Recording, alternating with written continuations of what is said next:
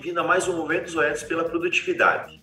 Hoje falaremos sobre um grande desafio na criação de equinos, que afeta a saúde dos nossos animais e muitas vezes é esquecido na rotina das fazendas, dos aras ou nos criatórios. E para conversar conosco, está aqui a médica veterinária Poliana Renault Braga. Olá, Poliana, tudo bem? Seja bem-vinda e obrigado pela sua presença. Olá, eu que agradeço a oportunidade de poder estar aqui mais uma vez com vocês, falando sobre um tema extremamente importante na criação de equinos, não só no Brasil, mas no mundo inteiro, que é a parasitose, e falarmos sobre um tema que com certeza traz grandes prejuízos para os nossos produtores.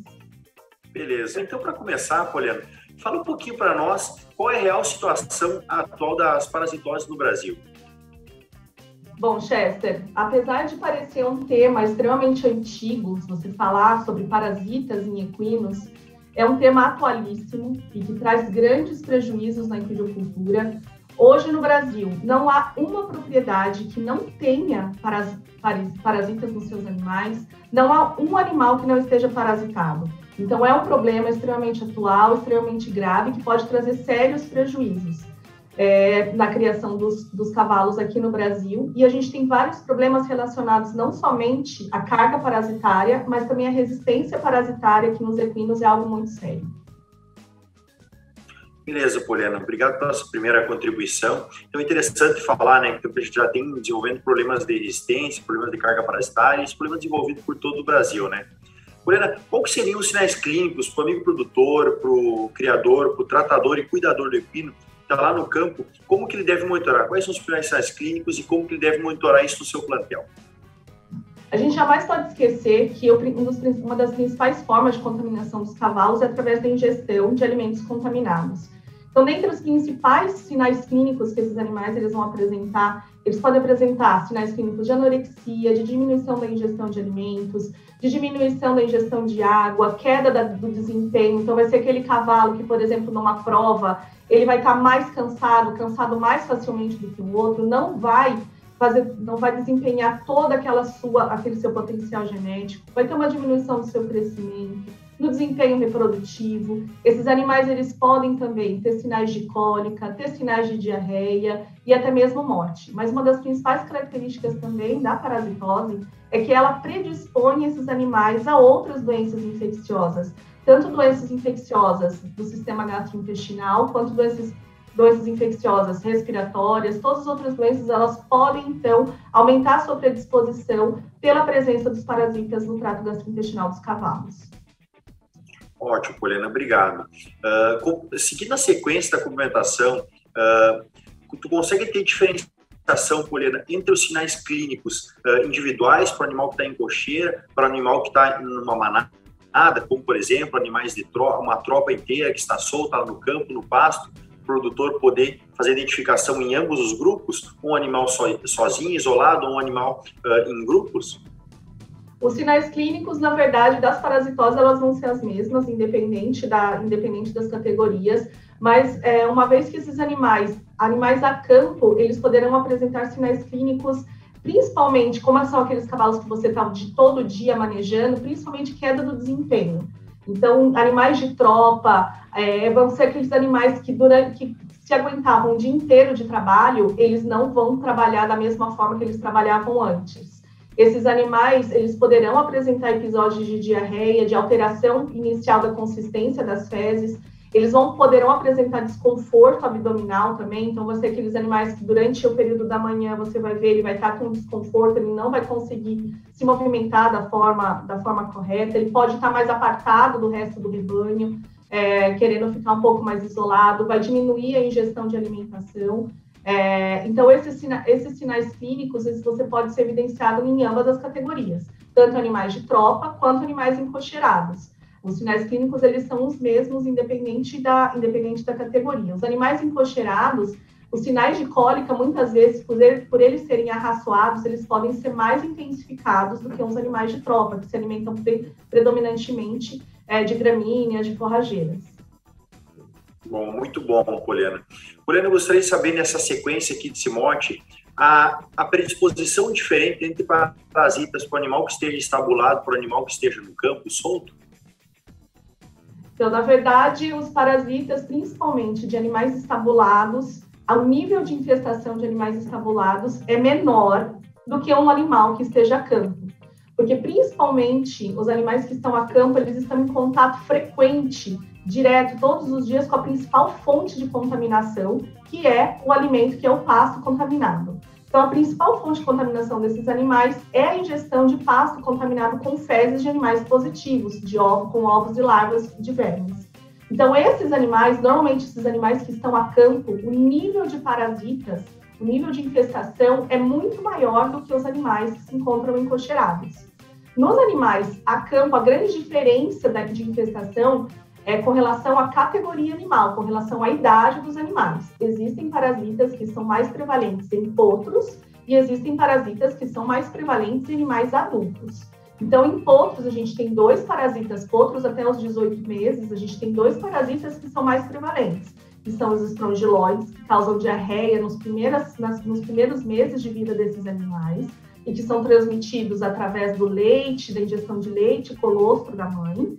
E existe também um outro parasita extremamente importante em potros até os 18 meses, que é o parásteres, que aí ele é responsável por graves cólicas nesses animais, levando até mesmo à morte por ruptura do trato gastrointestinal, por ruptura do intestino. Já nos animais adultos, tanto encocheirados quanto os animais a campo, existem outros parasitas prevalentes, que são os grandes estrôngilos, os pequenos estrôngilos, as tênias, que são os vermes chatos, e os oxiúris. Então, independente do tipo de criação, o que vai diferenciar vai ser a idade desses animais, que vão ter parasitas que vão ser mais prevalentes numa determinada idade do que em outras. E uma grande característica dos cavalos é que o sistema imune ele não debela totalmente a infecção. Então, tanto animais jovens quanto animais idosos, eles vão estar o resto da vida predispostos às infecções. E por isso, a vermifugação constante, frequente, é muito importante nesse caso, nessa espécie. Ótimo, muito obrigado, Poliana. Durante a tua explanação me surgiu alguns questionamentos que eu acho que surgem para o produtor lá no campo também, para o tratador e cuidador. Qual que é a forma mais prática e fácil de fazer a identificação da carga parasitária? Quais são os testes diagnósticos que você indicaria para quem quer monitorar essa carga parasitária, tentar entender quais são os principais parasitas que estão acometendo o equino e qual que é a carga que eles estão acometendo? Hoje, a principal forma de verificação da taxa de infecção dos animais é através do exame que chama OPG, que é uma contagem do número de ovos presentes nas fezes desses animais.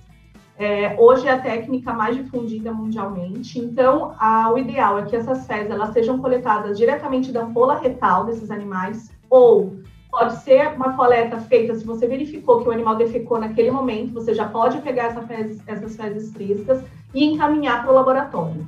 Nesse laboratório, então, eles vão fazer as contagens e a classificação dos ovos, e aí sim, você vai verificar qual que é o principal parasita e qual a carga parasitária que esse animal ele tem dentro dele, certo? E aí, então, dependendo do nível de infestação, dependendo do tipo de parasita, a gente vai ter uma base química que vai ser indicada para esse animal.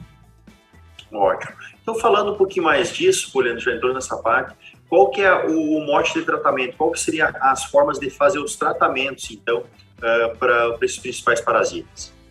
Então, o ideal seria o monitoramento do nível de infestação dos animais, porque dependendo da categoria e dependendo da idade dos animais e dependendo do nível de infestação, a gente, então, vai indicar um determinado tipo de vermífugo. Mas, de maneira geral, a gente pode fazer uma indicação de 4 vezes ao ano nesses animais que estejam a campo, principalmente, no mínimo 4 vezes ao ano. Dependendo se esses animais, você pode fazer a vermifugação conjunto com o de bovinos, então existem 2 meses que a gente sabe que o manejo de bovinos é intensificado, que é em maio e novembro. Nesses mesmos meses, você pode fazer a vermifugação dos animais em maio, novembro, fevereiro e agosto. Então, a cada 3 meses, a gente faz a vermifugação desses animais. No caso de potros, é diferente. No caso de potros, por causa do seu sistema imune, ele não ser completamente desenvolvido e ele ter uma maior predisposição às infecções, então até os 18 meses de idade, esses animais eles devem ser vermifugados mensalmente. Então, caso a mãe tenha sido vermifugada 30 dias antes do parto, A primeira dose de vermífugo deve ser feita aos 30 dias. E daí, uma vez ao mês, até os 18 meses de idade. A partir dos 18 meses de idade, a gente pode, então, indicar vermifugação, no mínimo a cada 3 meses nos animais adultos. Ótimo, muito legal. Eu acho que foi uma super dica aí para montar um calendário de vermifugação, né, de controle parasitário muito intenso. Mas eu já tinha visto em algumas outras palestras, Poliana, você comentar alguma coisa junto, fora ao tratamento, o controle, técnicas mais modernas do controle integrado dos parasitas em equinos. Fala um pouquinho para mim sobre esse controle integrado e como que a gente aplica ele no dia a dia. Então, na verdade, assim como todas as doenças infecciosas, o controle das parasitoses, ele não deve ser centrado apenas na utilização dos antihelmínticos. As práticas de manejo na propriedade são extremamente importantes e sempre devem ser associadas à utilização de antihelmínticos. As práticas de manejo, elas visam diminuir o desafio parasitário para esses animais, porque os vermífugos, eles vão atuar nos animais, diminuindo a carga parasitária. E as medidas de manejo vão atuar diminuindo o desafio para esses animais. Quais são as principais medidas de manejo? Então, as práticas de biossegurança são extremamente importantes. Então, os animais novos que cheguem às propriedades, eles devem ser vermifugados antes de serem introduzidos no plantel. Esses animais, então, eles devem ser monitorados com relação à sua carga parasitária. A concentração de fezes, a carga de fezes nos pastos também deve ser monitorada, especialmente nesses animais estabulados. O manejo da cama é extremamente importante. Então, o excesso de matéria orgânica, de urina e de fezes deve ser retirado pelo menos 2 vezes ao dia. E esse excesso deve ser alocado em local próprio na fazenda, na propriedade, não deve ser colocado diretamente nos piquetes dos animais, pois essa é a grande fonte de infecção, é ali naquele bolo fecal que vão estar os ovos e larvas de parasitas e que vão ser, então, ingeridos por esses animais junto com o pasto. Então, diminuir os desafios é extremamente importante. Não deve ser jogado esse material orgânico, além diretamente no pasto, não pode ser jogado também nas capineiras. O ideal é que seja um local isolado na propriedade ou então que se tenha, então, a construção de esterqueiras.